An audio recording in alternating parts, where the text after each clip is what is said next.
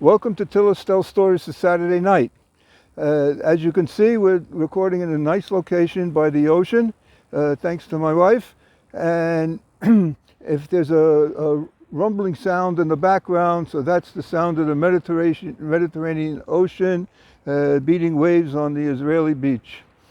The title of this week's story is Calculating Change. I adapted and supplemented it from the book from my father's Shabbos table, Rabbi Eliyahu Tauga's excellent selection and translation from the first two volumes of Rabbi Yehuda Hitrick's four-volume series, Reshimat Devorim. An unfortunate widow from Lithuania was in a desperate predicament because her husband had died without children, and that means she was obligated to undergo the chalitza ceremony before remarrying, which is discussed in this week's parsha, in Deuteronomy chapter 25, verses 5 to 10. The brother-in-law who was required to perform this rite, however, was somewhat strange and feeble-minded, and because of this appeared halakhically unfit, according to Jewish law, to fulfill this mitzvah. So she would be stranded again.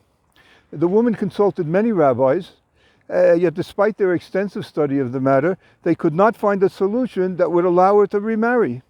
Finally, the rabbis in Vilna sent her to a learned scholar who, after lengthy consideration, suggested that she seek the Tzemach Tzedek's advice. "He's a true genius," said the rabbi. "I would approve of his decision should he find a halakhic ruling allowing the chalitza. Besides, he's a great tzaddik. Perhaps he will be able to cure your brother-in-law." The rabbi generously provided her with traveling expenses to White Russia, Belarus, where the Tzemach Tzedek lived, in the town of Lubavitch. And then he added, "In exchange for all this help, I have but one request of you. Please ask the Tzemach Tzedek for his answer in writing, and on your way back from Lubavitch, stop here and show it to me." Rabbi Menachem Mendel, the third Rebbe of Chabad, was known as the Tzemach Tzedek after his books of Jewish law, responsa, and Talmudic commentary. He was renowned not only as a Rebbe of tens of thousands of Hasidim, but also a leading scholar in his generation in both the revealed and concealed aspects of Torah. He was born on Erev Rosh Hashanah in 1789 and went to his heavenly ward the day before the Passover Seder in 1866. The woman arrived in Lubavitch at a very busy time. Guests had come, and it was impossible for her to gain access to the Rebbe. To pay for her stay, she offered to help out in the kitchen.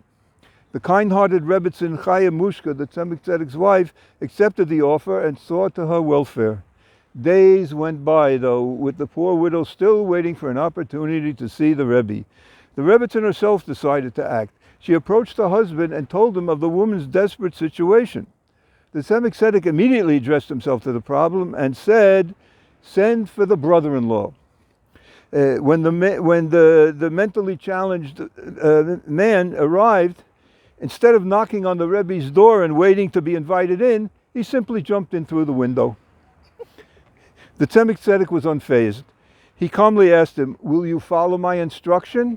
"Sure," answered the man.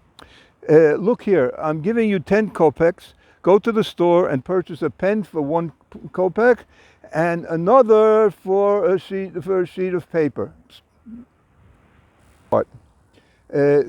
Also 3 kopecks worth of ink and a pencil for 2 kopecks. And I'm giving you 10 kopecks. Do you know how much change you will have to bring me?" "Of course," the man said. It amounts to 7 kopecks, and I'll have 3 kopecks change." "Okay, then go ahead. Please do this for me." "Yes, sir." In keeping with his strange behavior, the man jumped out the window and went on his errand. In a short time, he returned through the window with his purchases. The Rebbe requested, "Please review the bill for me." Obediently, the man stated each item and presented the correct amount of change, whereupon the Tzemach Tzedek instructed the local Rav, the local rabbinical authority, to arrange for the chalitza ceremony. The next day it was carried out, thus freeing the woman to remarry. Before she left, the grateful woman requested of the Rebbe,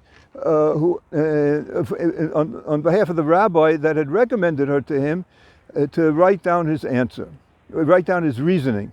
for permitting the chalitza. The Tzemach Tzedek took a piece of paper and wrote this answer.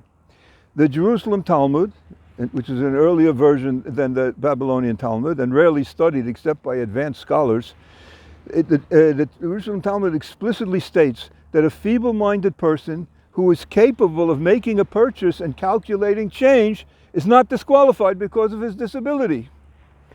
When the rabbi saw this response, he was amazed at the simplicity of the Tzemach Tzedek's ruling. How great is the clarity that comes from through true study, Torah study, for the sake of the Torah and the giver of the Torah, he exclaimed.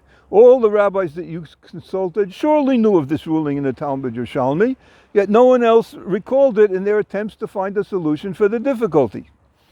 Shavua Tov, Shana Tova, may the merit of this great tzaddik and Torah scholar who was born on Erev Rosh Hashanah aid us to be inscribed and sealed for a good, sweet year, 5,786.